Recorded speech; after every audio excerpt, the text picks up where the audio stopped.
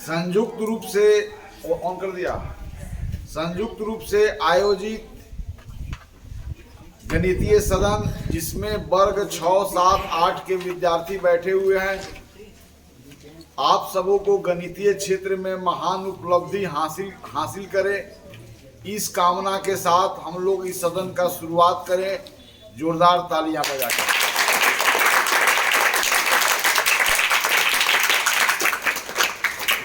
आज इस सदन में चर्चा होने वाली है आपसे मिल करके कि साधारण ब्याज की गणना कैसे करते हैं। How we can calculate simple interest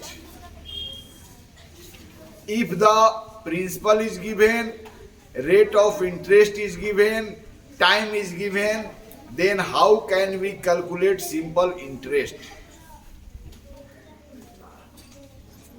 तो आज मैं कल ही सदन में बताया हूं और फिर मैं उस बात को आज दोहरा रहा हूं, रिपीट कर रहा हूं कि संसार में धन उसके पास है जिसके पास धन बढ़ाने का कोई स्किल नहीं है, और वैसे व्यक्ति के पास धन का अभाव है जो व्यापार करना जानता है, धन को मल्टीप्लाई करना जानता है, लेकिन उसके पास धन नहीं है।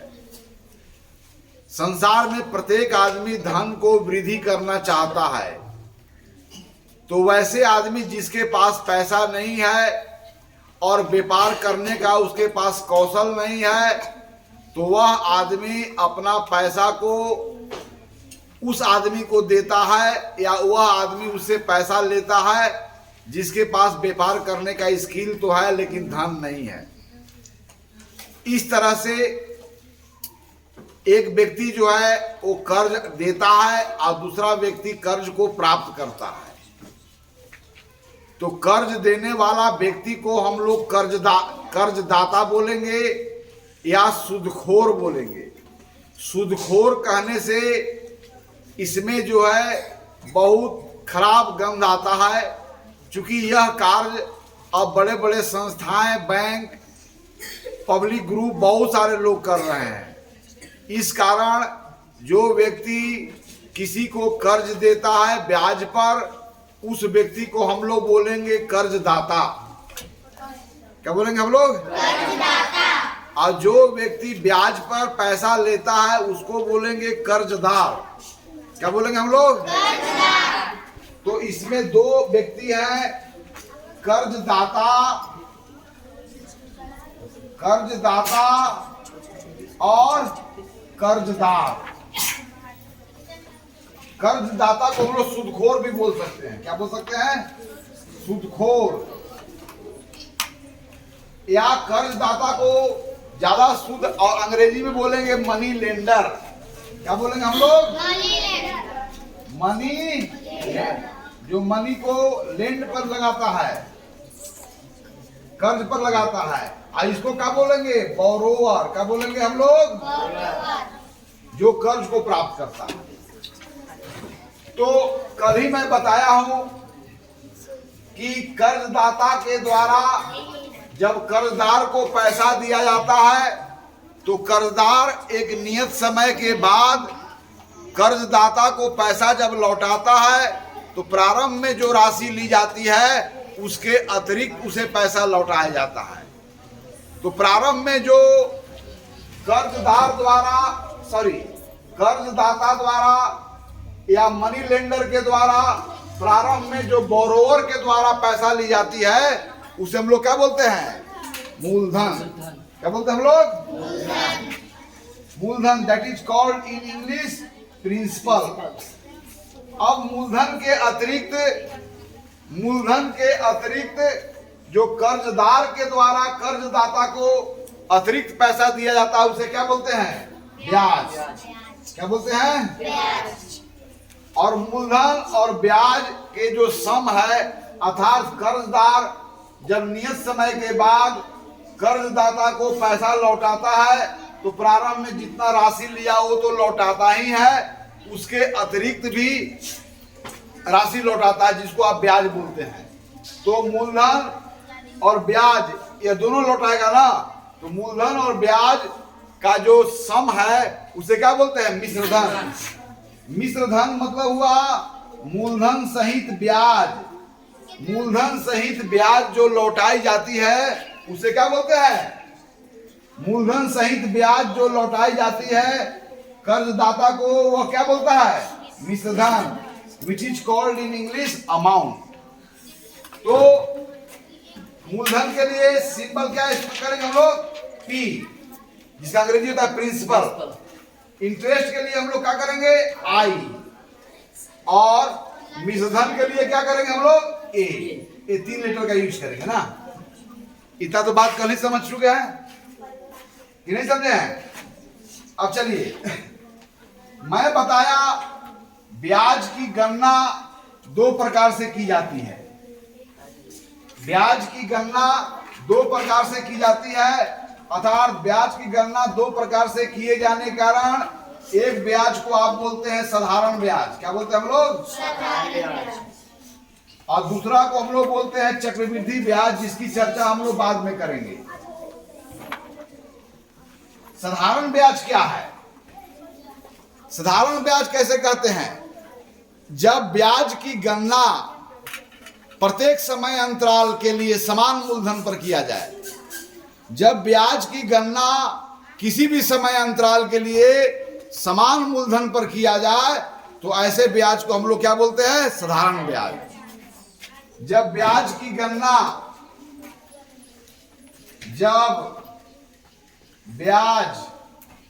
गणना प्रत्येक समय अंतराल में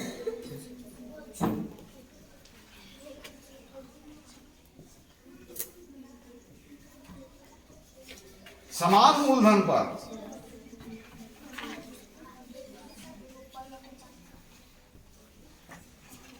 की जाए तब इस ब्याज को आप लोग क्या बोलते हैं? साधारण ब्याज।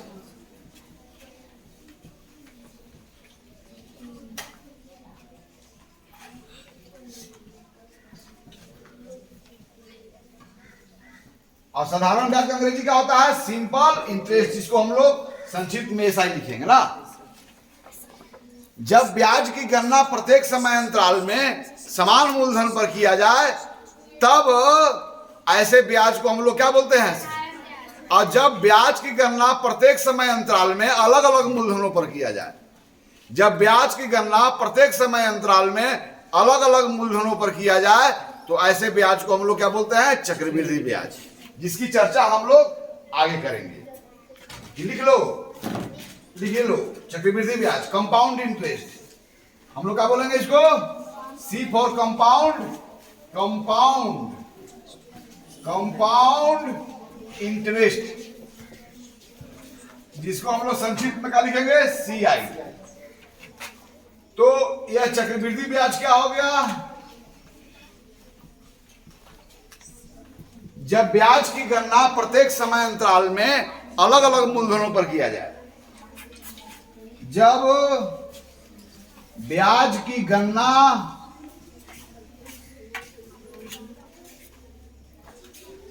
प्रत्येक समय अंतराल में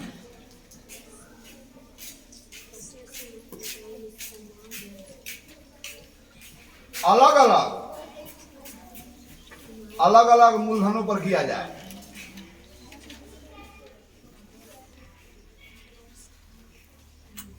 तब इस ब्याज को हम लोग क्या बोलते हैं? तब इस ब्याज को क्या कहते हैं? चक्रवृद्धि ब्याज। ओके, तो हम लोग आज साधारण ब्याज की बात करेंगे। कल ही हम लोग बताया है कि साधारण ब्याज के लिए जो आपके पास सूत्र है उसको हम लोग कैसे डिराइव करते हैं, है ना? We have derived the formula for counting simple interest yesterday. Okay? तो इसको मिटा देता हूं, मिटा दो।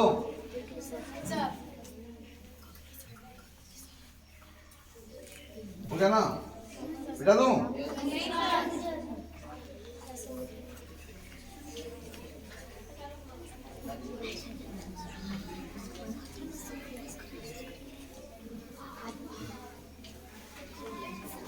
तो धनिक आदमी द्वारा प्रारंभ में जो कर्जदार पैसा प्राप्त करता है उसे मूलधन बोलते हैं। कर्जदार के द्वारा एक समय के बाद जो पैसा लौटाई जाती है तो मूलधन के अतिरिक्त पैसा लौटा जाती है जिसको ब्याज बोलते हैं, और मूलधन सहित ब्याज को हम लोग मिश्रधन बोलते हैं। कल रेट ऑफ इंटरेस्ट की बात हुआ था, रेट ऑफ इंटरेस्ट की कल बात हुआ था। आखिर ब्याज की गणना कैसे होगी?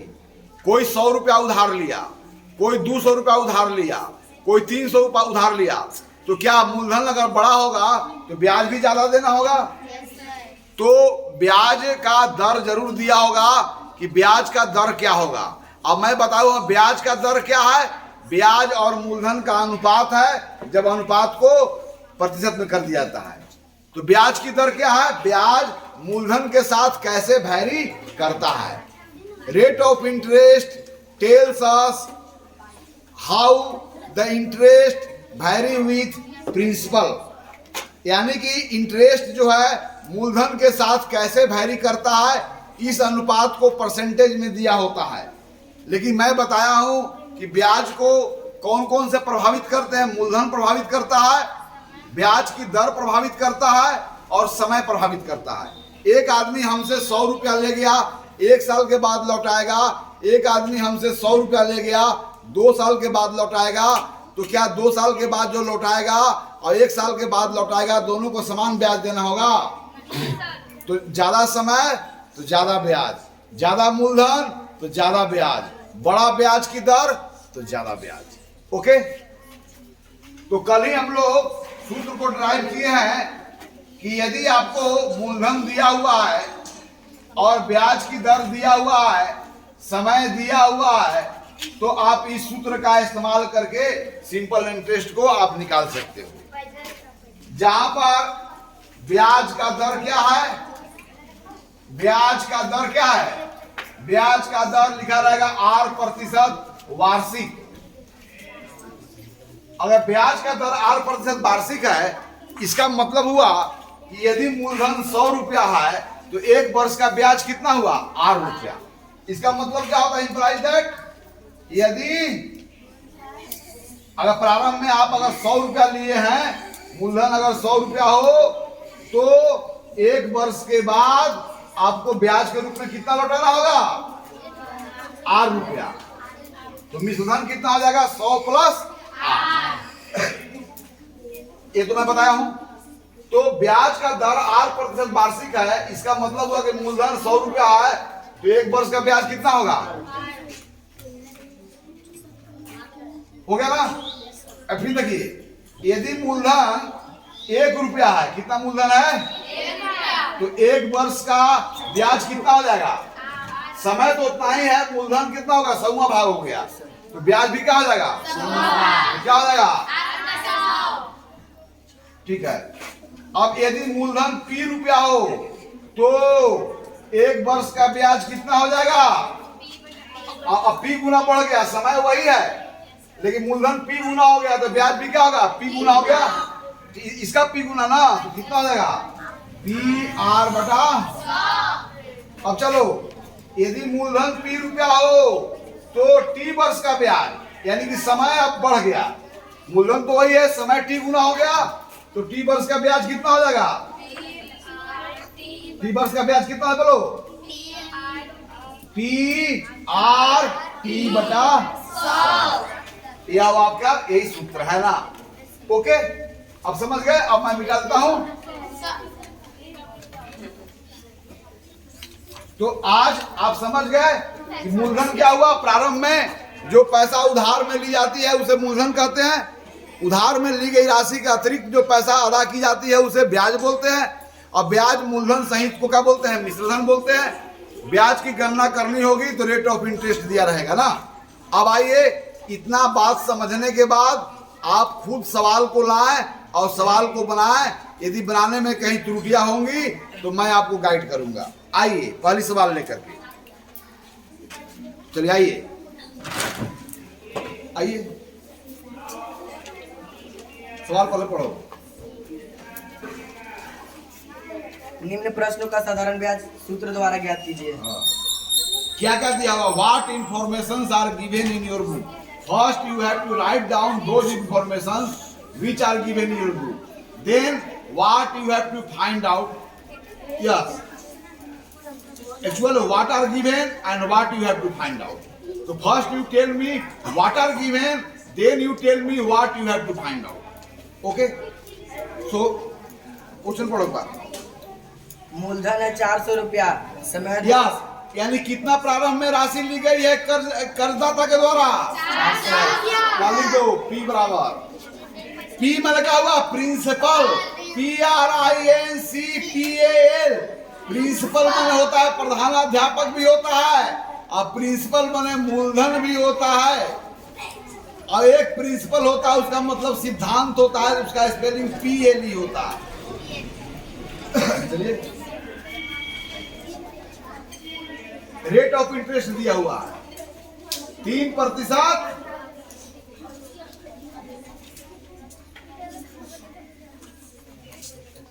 ओके, चलो क्या ज्ञात करना है? साधारण ब्याज। एसआई लिखे क्वेश्चन मार्क लिख दो। चलिए, मैं आपसे पूछता हूं, आप मुझे बताएंगे। ए आप लोग सब बताएंगे। उधार में प्रारंभ में उधार में कितनी राशि ली गई है? 400 रुपया। अच्छा, यह कितने वर्षों तक धन का उपयोग किया है? ब्याज की दर क्या है? माने मूलधन अगर 100 रुपया हो तो 1 वर्ष के बाद लौटाओगे तो ब्याज के रूप में कितना देना होगा? यानी कुल कितना राशि लौटाना होगा? 103 रुपया। ओके, लेकिन यहाँ पर मूलधन कितना है? समय कितना है? तब ब्याज क्या होगी? तो you can solve this problem by 2 methods, using formula and using unitary method. Actually दोनों मेथड से प्रयोग करोगे तो यहां पर क्या है? यूजिंग फार्मूला और यूजिंग यूनिटरी मेथड।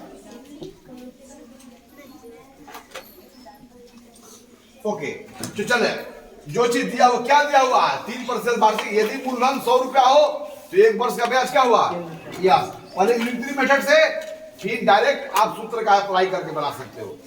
तो पहले लिखो क्या दिया हुआ है? यदि मूलधन 100 रुपया तो 1 वर्ष का ब्याज क्या है? चलो उसी तरह लिख जाओ।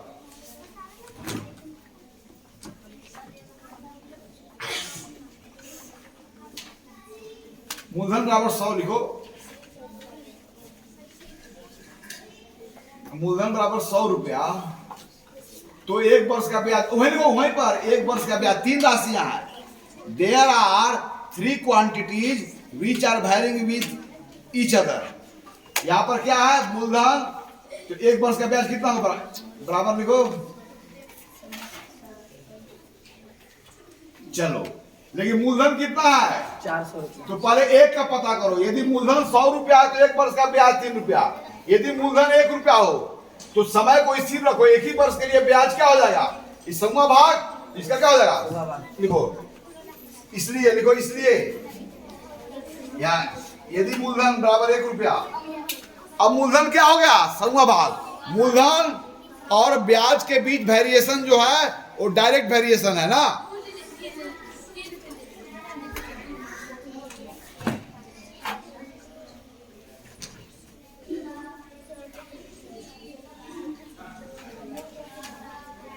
बराबर कितना हो जाएगा? 3/3। वेरीफाई। लेकिन तुम्हारा मूलधन कितना है? 400 रुपया। अब 1 रुपया था तो अब 400 गुना बढ़ गया, तो संगत ब्याज भी क्या हो जाएगा? 400 गुना। तो लिखो, यदि मूलधन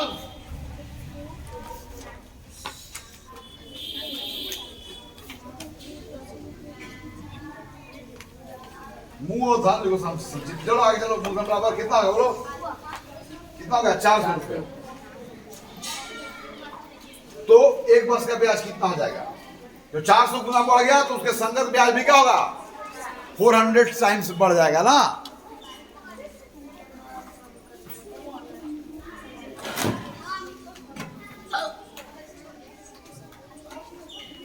चलो अब एक बार, यदि मूलधन, लेकिन ब्याज 2 वर्ष पर निकालना है, तो यदि मूलधन 400 रुपया हो तो 2 वर्ष का ब्याज क्या होगा? समय दुगुना तो ब्याज भी क्या हो जाएगा? या बोले को यदि मूलधन 400 रुपया तो 2 वर्ष का ब्याज, ये भी निकालना है।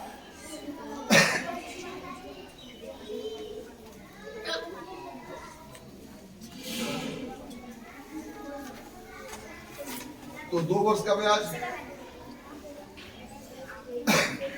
तो समय दुगुना तो ब्याज भी क्या हो गया? दुगुना। कितना था? चलो वही चीज को दुगुना करो।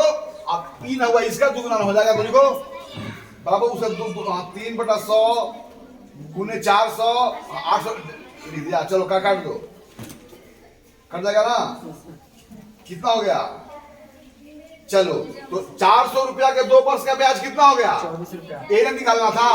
अब यूजिंग फार्मूला एसआई बराबर लिखो। एसआई बराबर क्या होता है? Formula PRT/100।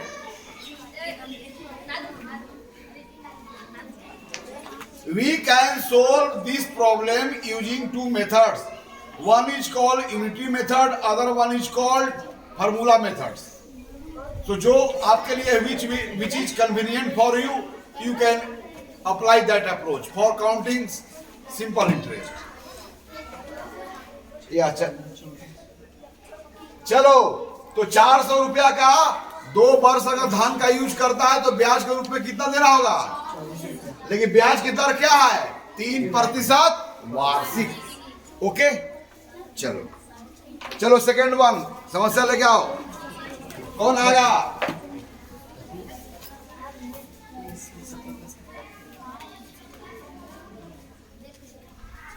सवाल आपके, प्रयास आपके, सिर्फ मार्गदर्शन मेरा।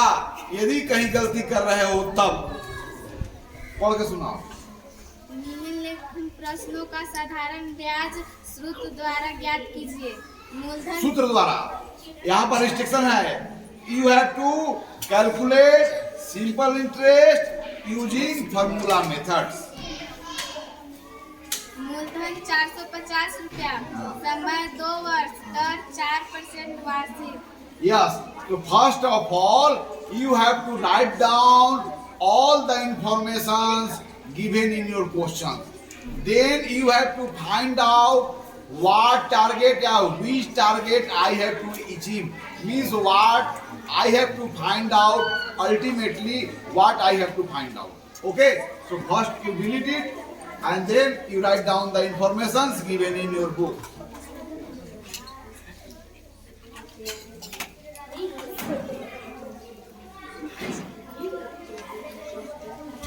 तो यहाँ पर क्या क्या इंफॉर्मेशन दिया हुआ है जी? आप लोग बताओ। एक, प्रारंभ में कर्जदार ने कर्जदाता से, मनी लेंडर से, बोरोवर ने मनी लेंडर से कितना पैसा लिया है? 450 रुपया। तो उस राशि को हम लोग क्या नाम देते हैं? हम लोग क्या देते हैं? तो मूलधन कितना दिया हुआ है? समय और कितना वर्षों तक धन का यूज करेगा वो? 2 वर्षों तक। ब्याज की दर क्या है? 4%। यानी कि ब्याज मूलधन के साथ कैसे वैरी कर रहा है? लिखो ब्याज R% बराबर, R% बराबर लिखो। बराबर क्या दिया हुआ है? वार्षिक। तो 4% वार्षिक का मतलब क्या हुआ? कि यदि मूलधन 100 है, 4% वार्षिक का मतलब क्या हुआ? बोलो। 4% वार्षिक ब्याज की दर के मतलब क्या हुआ? 100 तो 1 वर्ष का ब्याज 4 रुपया लगेगा। आपको सूत्र का इस्तेमाल करना है ना, इसलिए ऐसा ही बराबर लिखिए।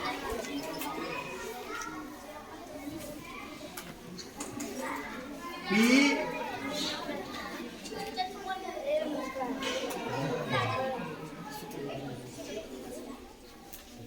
चलो P की जगह कितना है? क्या लिख दी? P की जगह कितना है? यस, P की जगह कितना है? 2 वर्ष। याद करना, अगर ब्याज का दर वार्षिक होगा तो समय अगर महीना में दिया होगा तो वर्ष में तब्दील करना ना। चलो सिंप्लीफाई करो।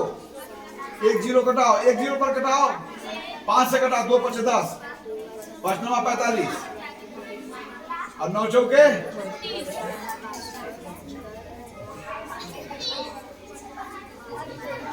36 क्या राशि होगा तो उसके साथ इकाई भी तो होगी। वेरी फाइन, चलो बहुत अच्छा। चलो अब तीसरा सवाल लेकर के आओ। सवाल आपके you can bring any questions from your book. यहां पर कोई रिस्ट्रिक्शन नहीं, no restriction is imposed on you. Yes, you not only come with your body but you come with your question and try to solve it. निम्न प्रश्नों का साधारण ब्याज सूत्र द्वारा ज्ञात कीजिए। सूत्र द्वारा, हाँ। मूलधन बराबर 600 रुपए, समय बराबर 4 वर्ष, दर बराबर 6% वार्षिक। यस, तो जो जो पहले सूचना दिया गया है उन सूचना को पहले बोर्ड पर लिखें। पहले इसको बिठा ले।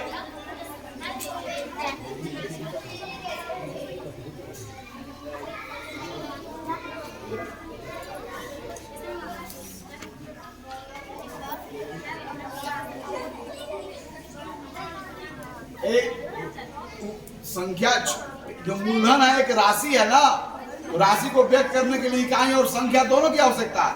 इस इकाई लिखो, उसका इकाई क्या होगा? इकाई 600 क्या लगा होगा? रुपया लगा दो। यूनिट को जरूर जिक्र करो।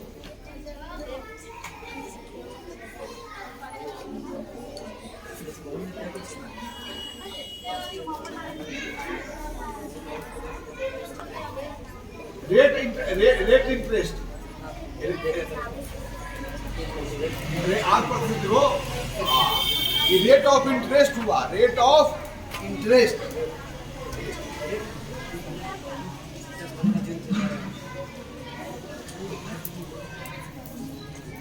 इसमें सूत्र का प्रयोग करके निकालना है ना।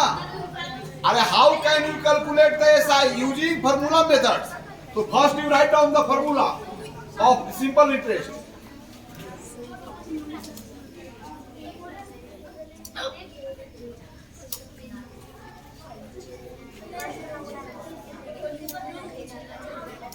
दस।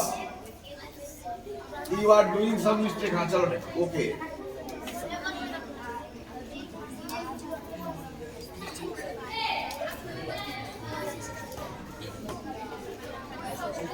दो को शून्य कटा दो इधर। अब सब दो कर दो। 6 के 36 गुने 4 लिखो। 6 के 36 गुने 4। फिर अगला बार में सिंगल बनाओ। 4 से गुना करो। 4 6 के 24 के 4 2। यूनिट लगाओ। यूनिट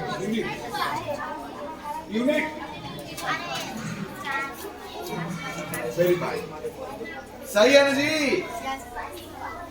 149 रुपया इनका हुआ। कितना हुआ? 144। सही है ना? Yes sir. ताली बजा दो इनके लिए। और कोई सवाल? Any questions? और कोई सवाल है? आओ जल्दी सा। यह तुम्हारा सदन का आखिरी सवाल है। इसके बाद सदन स्थगित होगी। निम्न प्रश्नों का साधारण ब्याज सूत्र द्वारा ज्ञात कीजिए। हाँ, ये सूत्र द्वारा ज्ञात करना है। चलो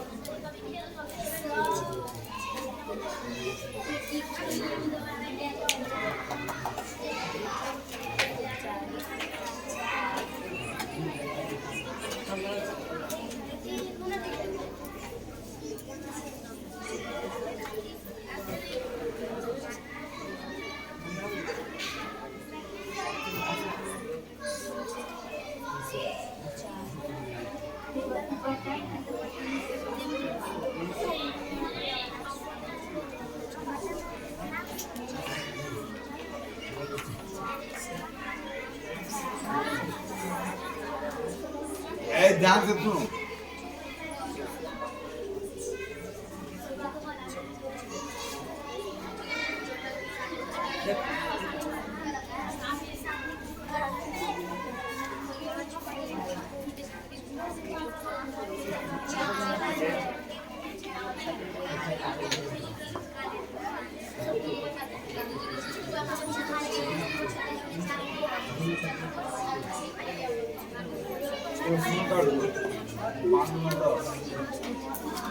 55 को 3 से गुना करो, 2 से भाग चला करो, गुना करो ना।